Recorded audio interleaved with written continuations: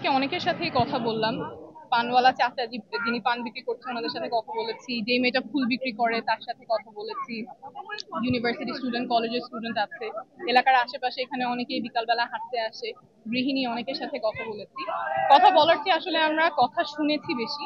ওনারা কি চিন্তা করছেন, দেশের পরিস্থিতি কেমন, কি কি সমস্যা ফেস করছেন এবং কেমন বাংলাদেশ ওরা চান, কেমন সমাধান চান, সেটা নিয়ে আজকে আমরা ওনাদের কাছ থেকে শুনেছি। দুইটা বিষয় বারবার এসেছে, অনেকে বলেছেন। একটা বিষয় ছিল দ্রব্যমূল্যের ঊর্ধ্বগতি। এখানে যে মেয়েটা ফুল বিক্রি করে ও আমাকে বলছিল যে এর আগেও 5 টাকা 10 টাকায় ফুল কিনতে পারতো, এখন তার কিনতে হচ্ছে 20 টাকায়, বিক্রি করতে হচ্ছে 30 টাকায়। তাই ওর বেচা কেনা কমে গেছে।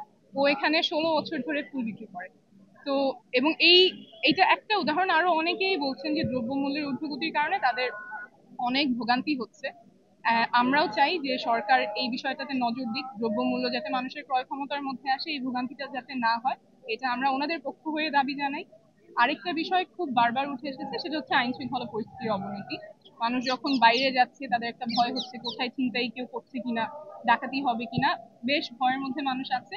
এবং যারা মহিলারা আছেন অনেকেই বলছেন যে আমি চাই বাসা থেকে আমি যদি বের হই আমি নির্ভয়ে বের হতে পারবো, আমার চিন্তা করতে হবে না এখন বের হলে আমি নিরাপদ থাকবো কিনা।